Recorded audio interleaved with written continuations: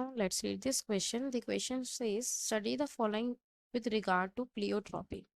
The star synthesis in pea plants is controlled by a single gene. It has two alleles, capital B and small b. Capital B homozygotes produce large starch grains as compared to that produced by small b homozygotes.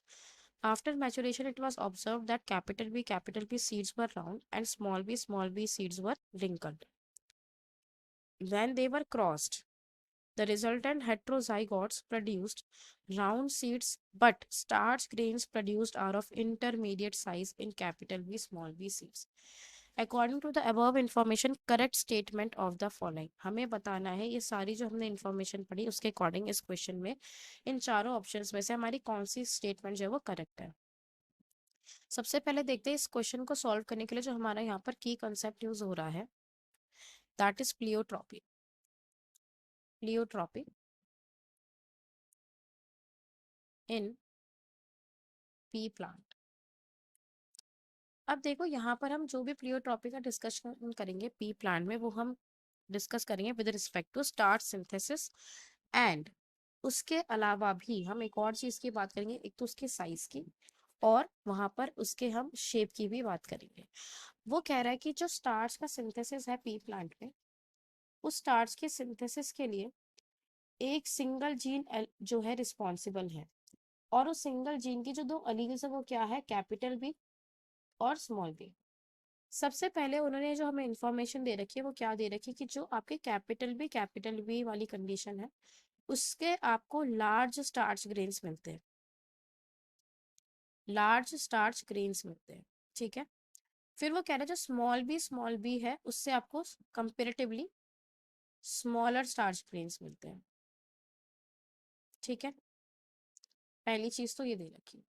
फिर वो कह रहा है after maturation के बाद उसने जो statement दे रखी है उसमें वो कह रहा है it was observe that capital B के जो सीड्स थे वो राउंड थे। ठीक है, और जो स्मॉल बी वाले सीड्स थे वो कैसे थे, रिंकल्ड थे। और जब उन्होंने क्रॉस करवाया, जब उन्होंने कैपिटल बी स्मॉल बी वालों को आपस में क्रॉस करवाया तो उसके बाद उन्हें जो रिजल्टेंट में जो हेट्रोजाइगोट्स मिले यानी कि जो कैपिटल बी स्मॉल बी मिले, उन्होंने राउंड सीड तो बनाए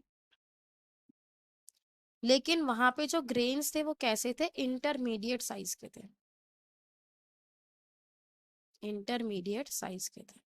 समझ में आया जो इन्फॉर्मेशन हमें दे रखी है।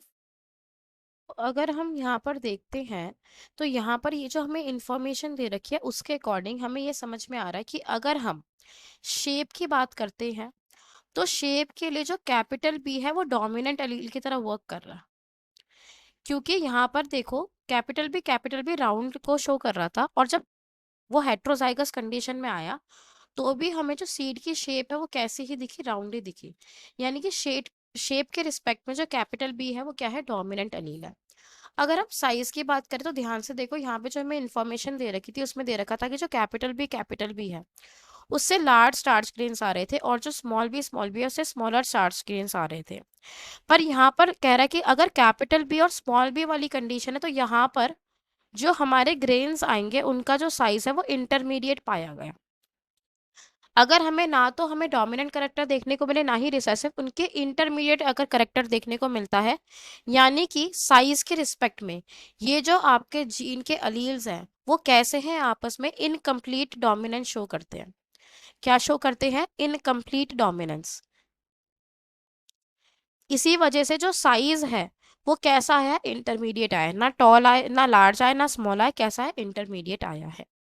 तो आइए देखते हैं चारों स्टेटमेंट्स को वन बाय वन डिस्कस करते हैं। वो कह रहा है फर्स्ट स्टेटमेंट में the dominance is an autonomous feature of a gene और the product that has information for no, this option is incorrect because जो डोमिनेंस है वो ऑटोनॉमस फीचर नहीं है। अगर वो ऑटोनॉमस फीचर होता तो यहाँ पर हम देखते कि जो भी हमारे पास अलील है, अगर जैसे कैपिटल बी है तो दोनों ही कंडीशन में वो कैसा रहता, डोमिनेंट रहता। बट इनफैक्ट जब हम बात करते हैं यहाँ पे तो जो अलील होता है बेसिकली वो डिपेंड करता है कि हम कौन से करेक्टर के बेसिस पे हम उसको डिस्कस कर रहे हैं। जैसे अगर हमने शेप के बेसिस पे किया तो बी क्या है, डोमिनेंट है यानी कि लॉ ऑफ डोमिनेंस को फॉलो कर रहा है। पर अगर हम साइज के हिसाब से देखें तो इनकम्प्लीट डोमिनेंस शो कर रहा है। तो जो अलील है वो डिपेंड करेगा कि हम उसको कौन से फीचर के करेक्टरिस्टिक के रिस्पेक्ट में पढ़ रहे हैं। ठीक है, तो फर्स्ट गलत हो गया। सेकंड वो कह रहा है if starch grain size is considered as the phenotype, कि अगर हम जो साइज है उसको एज अ फिनोटाइप कंसीडर करें, the allele show codominance. No, यहाँ पर अलील्स कोडोमिनेंस थोड़े शो कर रहे हैं, यहाँ पे अलील्स क्या शो करेंगे, इनकम्प्लीट डोमिनेंस। तो ये ऑप्शन भी करेक्ट हो गया।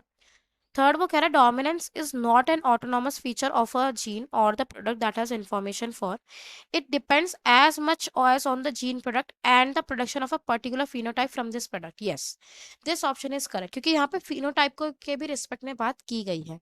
ठीक है, ये ऑप्शन करेक्ट हो गया। लास्टली वो कह रहा है F2 progeny shows round and wrinkled seeds in 1:1 ratio. No, जो F2 प्रोजेनीज है वो राउंड और रिंकल्ड सीड्स का जो रेशियो 1:1 नहीं आएगा।